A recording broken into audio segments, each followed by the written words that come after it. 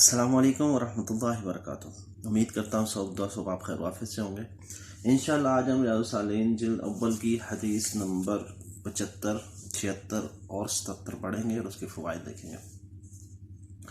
حضرت ابن عباس رضی اللہ عنہ بیان کرتے ہیں کہ رسول اللہ صلی اللہ علیہ وسلم فرمایا کرتے تھے، یعنی اے اللہ، میں نے اپنے آپ کو تیرے سپرد کر دیا۔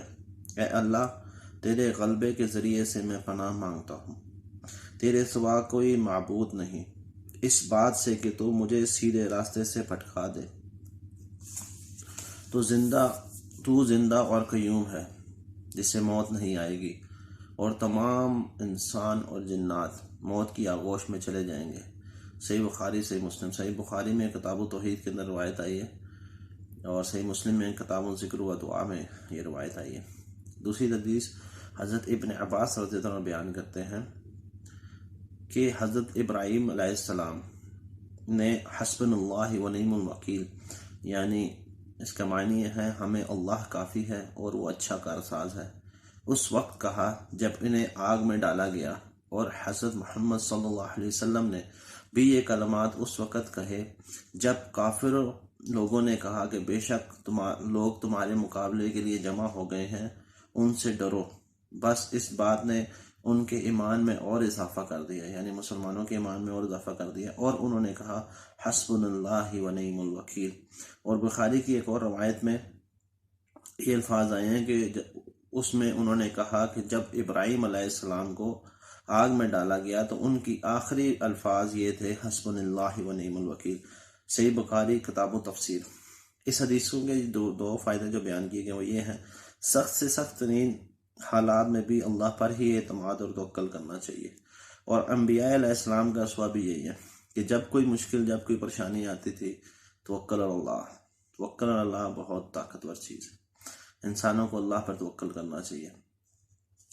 جیسے جب نبی کریم صلی اللہ علیہ وسلم ہجرت کر کے مکہ سے مدینہ جا رہے تھے ابو بکر صدیق رضی اللہ عنہ کے ساتھ، اور جب کافر مشرکین ان کو ڈھونڈنے کے لیے آئے تو جو بہت مشہور واقعہ ہے کہ نبی کریم صلی اللہ علیہ وسلم غار ثور میں چلے گئے اور دشمن بالکل کنارے میں تھے، یہاں تک کہ وہ اگر اپنے پاؤں کی طرف بھی دیکھتے تو وہ نبی کریم صلی اللہ علیہ وسلم کو اور ابو بکر صدیق رضی اللہ عنہ کو دیکھ لیتے، یعنی وہ نیچے غار میں کھڑے تھے اور جو مشرکین مکہ تھے وہ ان کو ڈھونڈتے ڈھونڈتے اوپر پہنچ گئے تھے۔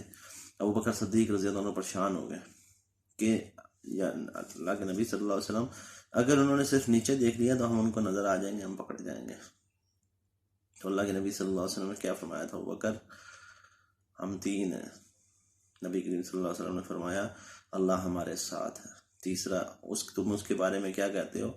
جس کے ساتھ تیسرا اس کا اللہ ہو۔ تو اللہ پر توکل کرنا چاہیے۔ تیسری حدیث جو بیان کی گئی ہے، حضرت ابو ہریرہ رضی اللہ عنہ روایت کرتے ہیں، نبی کریم صلی اللہ علیہ وسلم نے فرمایا ایسے لوگ جنت میں جائیں گے جن کے دل پرندوں کے دلوں کی طرح ہوں گے۔ ایک دوسری روایت کے اندر آتا ہے کہ بعض کے نزدیک اس کے معنی ہے کہ پرندوں کی طرح اللہ پر بھروسہ کرنے والے ہوں گے، اور بعض نے یہ فرمایا کہ ان کے دل نرم ہوں گے جیسے پرندوں کے دل نرم ہوتے ہیں۔ صحیح مسلم کتاب الجنہ۔ اس حدیث میں بھی توکل اللہ اور رغبت قلب کی فضیلت بیان کی گئی۔ یہ دونوں باتیں جنت میں لے جانے کا سبب ہے۔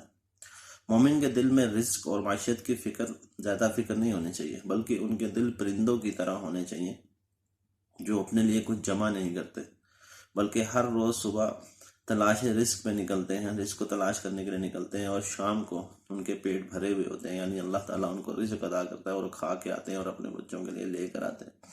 جس طرح دوسری حدیث کے اندر الفاظ آئے ہیں کہ صبح جب گھونسلوں سے نکلتے ہیں تو بھوکے ہوتے ہیں اور شام کو ان کے پیٹ بھرے ہوتے ہیں۔